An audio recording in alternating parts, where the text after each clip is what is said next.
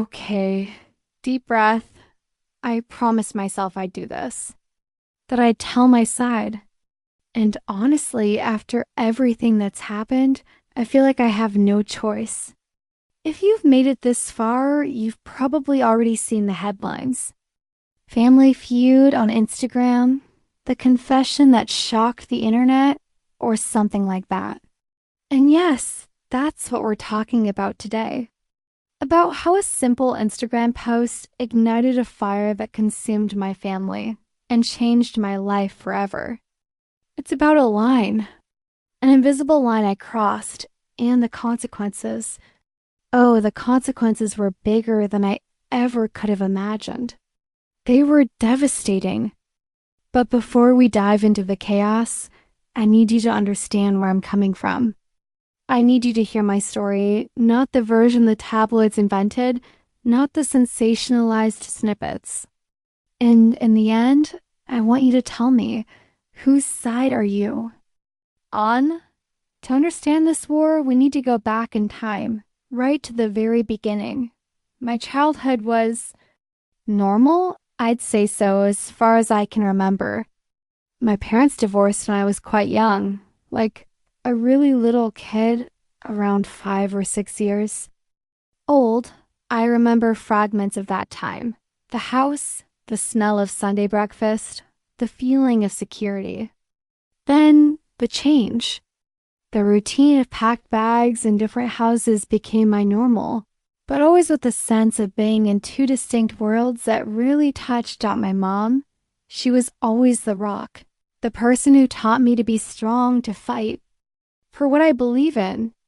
She's practical, down to earth, a force of nature. I grew up admiring her and, of course, with that unwavering daughter's loyalty. I remember every piece of advice she gave me, every stern word that came with a dose of unconditional love. My mom sacrificed a lot for me.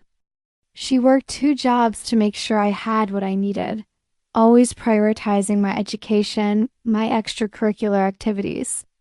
She taught me the value of resilience, of effort. We lived in a small apartment, but it was always full of affection and laughter. And I always felt like her confidant, her safe haven, even as a child. My dad, on the other hand, remarried a few years later. I must have been about 8 or 9 when he introduced Ashley to the family. And that's when she entered the scene. At first, she was different, always smiling, with an energy that seemed almost forced, trying to be the best friend. She's one of those people who just exude positivity, you know? Who give you expensive gifts, who plan luxurious trips, who try to compensate in some way for the absence of a constant maternal figure, or at least that's what I felt. She was the contrast to my mom, who valued simplicity and hard work. My dad's house with Ashley was always impeccable, full of new things, but at times it felt cold. They lived in a fancier neighborhood, had a new car. I felt like a tourist, visiting a lifestyle that wasn't truly mine. For a long time, I tried hard to like her, to accept her, so that life at my dad's house would be as peaceful as possible. My dad seemed so happy with her, and I wanted my dad to be happy, even if it meant biting my tongue and constantly adapting. But behind that perfect smile, there was always a subtle tension, an underlying current that I perceived. A strange dynamic between her and my mom that I, as a child, didn't fully understand. But I felt it. And I felt like I was caught in the middle of it all, an inevitable point of contact between these two universes that simply wouldn't mix. I was the bridge, and the bridge was starting to feel the pressure dot as I got older. Their silent rivalry became more palpable, almost like a third character in our family. They weren't screaming matches, at least not in front of me. They were subtle comments, veiled comparisons that made my stomach churn, a knot form in my throat. Your mom wouldn't. do it that way, would she? She's so dot dot. Old-fashioned, or from my stepmom, she's trying to influence you, isn't she? You should think for yourself, not blindly follow what your mom says. From my mom, I'd hear, she just wants to buy you with gifts, don't be fooled. She doesn't know what it's like to be a real mother. I was trapped. Trapped between gratitude and resentment, loyalty and the need to please, and me? I was caught in the crossfire, a target of conflicting loyalties and expectations, trying to please both of them. Trying to be the perfect daughter for my mom and the acceptable stepdaughter for my stepmom. But it was exhausting, a constant performance. Every holiday, every birthday was an emotional minefield, a delicate dance to avoid offending one or the other. I had to plan 2 parties, 2 celebrations, and make sure each one felt equally important. If I spent Christmas with one, the other felt neglected. If I complimented one's gift, the other would glare at me. I felt like I needed to choose a side, even if no one explicitly told me to. The heavy atmosphere and the passive-aggressive remarks were enough pressure. It got to a point where I was living 2 lives, 2 realities, 2 versions of myself, and the emotional overload was becoming unbearable. The version my mom knew and loved, and the version my stepmom tried to mold in her own image. And the pressure, the desperate need to maintain peace at all costs, was gnawing at me from the inside. I was losing who I really was, becoming a divided shadow between 2 powerful women and their incessant demands. I remember one time on my 16th birthday. My mom organized a simple party at home with my closest friends and family. It was warm, full of genuine laughter. The next day, my stepmom insisted on taking me to a luxury mall and buying me a very expensive necklace, saying that my mom didn't have good taste for these things. I felt conflicted. On one hand, it was a beautiful gift. On the other, I sensed the intention behind it, the need to outdo, to compete. And I had to hide the necklace from my mom, or else we'd face another week of cold silence and judgmental looks. Small moments like that accumulated, creating an unbearable weight. I dreamed of a day when they would both get along, or at least leave me to live my own life without their drama. But that day never came, and then came the tipping point. It was a few weeks ago, on a particularly difficult day, one of the worst of my life. I had just had one of those veiled arguments with my stepmom that left me exhausted, my head pounding and my soul heavy. She had made a comment about a career decision I was making, insinuating that my mom was manipulating me into a path that wasn't truly mine. That hit me hard because it was exactly what I felt my mom was trying to do. But my stepmom used it to turn me against my own mother. I was a wreck. I vented to a friend who listened patiently for almost an hour and, in the end, with the best of intentions, said, "Why don't you post about it? Just to express yourself, to get it out. No one needs to know who it's about." I hesitated, of course. My heart pounded. I knew the risk, the abyss it could open. The internet is a treacherous place. But I was so frustrated, so overwhelmed, so at the end of my rope, that the idea of finally putting it out there, even generically and without names, seemed like the only way out, a desperate cry for help. I honestly didn't expect anyone in my family to see it. It was more of a personal event, a digital therapy session, a way to empty what I was feeling. So I typed. I didn't name anyone. I didn't use photos. I just wrote about the feeling, about the exhaustion of being caught in the middle, about the pain of seeing the people you love in conflict and hurting each other. I used phrases like tired of having, to choose between the two most important women in my life. This rivalry is destroying me. I just wanted peace. I thought it would just be another generic post, lost in the sea of selfies and food pictures on Instagram. A needle in a digital haystack. I was so wrong. Completely mistaken. Hours later, my phone started exploding. Someone saw it. Someone in the family, a distant relative who followed me. I don't know who, even today, and maybe I'll never know who was the first to share it.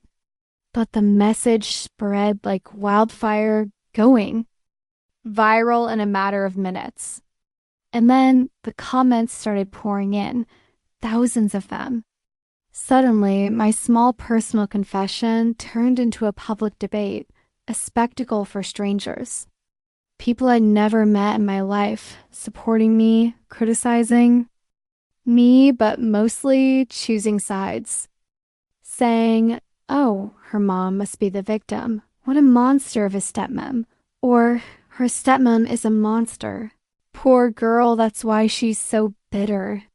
There were all kinds of comments, some empathetic, others cruel, but all fueling the fire. And both of them, my mom and my stepmom, they saw it. They knew. Not only did they see it, but they were tagged in hundreds of comments. And what was a silent rivalry, when I tried to ignore and appease, turned into an all-out war. Furious text messages, accusatory calls from both sides. Everything escalated in a matter of hours, turning my life into complete chaos. And me? I was in the eye of the storm, alone, with nowhere to run, feeling the guilt of having unleashed. It all thought the war was ugly. It wasn't just between them, it was with me too. Accusatory messages, absurd ultimatums. Both pressing me to recant, to support one or the other, to prove my exclusive loyalty. How could you do this publicly? Embarrass me like this? My mom would say, you betrayed me. After everything I've done for you, you throw me to the wolves of the internet? My stepmom would shout. I was being crushed by the weight of guilt. And loyalty? My mom felt betrayed, exposed, as if I had thrown our private life out for the entire world to see. My stepmom felt attacked, defamed, her online reputation in tatters. My life became a hell of calls and messages. There wasn't a moment of peace. I couldn't see one without the other creating drama, without new accusations or demands arising. Family gatherings, already tense, became simply impossible. No one wanted to be in the same room. I lost friends. Yes, friends who chose a side and abandoned me for causing trouble, as if I had done it on purpose, as if I wanted to be responsible for a public drama. Loneliness set in, and the worst part, I didn't know what to do. I loved them both in different ways with all their qualities and flaws, and I just wanted the pain to stop. I didn't want them to hate each other, and even less did I want them to hate me for this. I just wanted the peace I never had, and now it seemed further away than ever. My mental health plummeted. I couldn't sleep, couldn't concentrate. The anxiety was constant, the feeling of a heavy weight on my chest, the tears that came unannounced. I was in a deep hole, feeling like I had destroyed my own family. Yes, I know what many of you are thinking. She caused all this. She deserved it, and maybe I bear some of the blame. But I was trapped in a web that I didn't create alone, a web of old expectations and rivalries. And now the only thing left for me is to try to understand, to seek a solution, and who knows, to find some kind of redemption. Have you ever felt this way, caught between people you love, not knowing how to please anyone, and everything just exploded in your hands? Tell me in the comments. I really want to hear your perspective. After all this, I learned some very hard lessons the hard way. First, that the internet has a terrifying power and an unforgiving memory. A small confession can turn into a megaphone for the whole world, and what was a personal event can become a public bonfire with uncontrollable consequences. And second, that the truth, no matter how much it hurts, needs to be told. But perhaps not in the way I did it, not on such an open, unfiltered stage, where every word can be twisted and used against you. I realize that the way we communicate our pain is just as important as the pain itself. I'm trying to rebuild the bridges, but it's hard. Trust has been broken on both sides, and I don't know if it will ever be fully restored. Hearts have been broken, and the wounds are still open, bleeding. I feel the weight of responsibility, the guilt for having exposed a situation that, though painful, was private. And I, in the middle, still feel a bit lost, like a boat adrift after a storm, not knowing which way to go. I just wanted a little peace in my life, a break from this constant tension, and I ended up causing the biggest storm, one that hit me squarely. That's why I'm here today, telling my story to you, because maybe, just maybe, someone out there can help me find a way out, a path to reconciliation, or at least to my own peace of mind.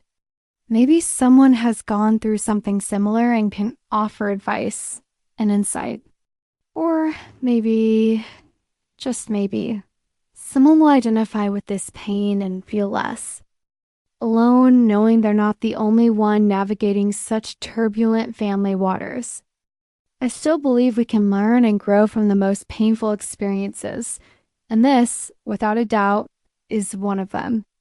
The pain is real, the scars are deep, but the hope of finding a path to healing still exists.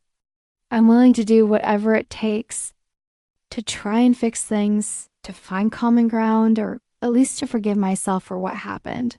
I started this video by asking, whose side are you on?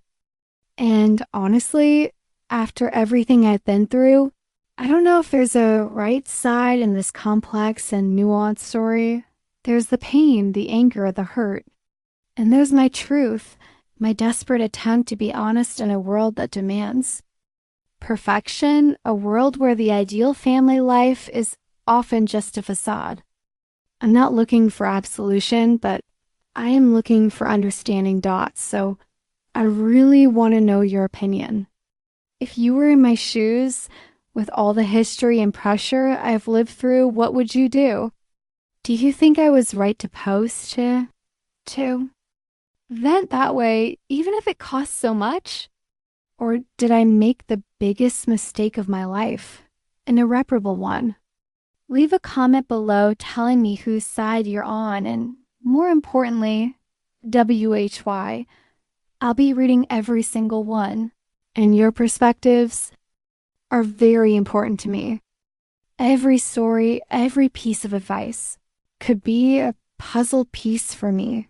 If you like this video, if my story touched you, or if you've identified with my struggle, please give it a like, subscribe to the channel, and hit the notification bell so you don't miss the next videos. I'll continue to update you on this situation, on the steps I'm taking, and how I'm trying to deal with the consequences. And maybe, together, we can find a light at the end of the tunnel. Thank you for listening to me, for being here with me on this very difficult journey. See you next time.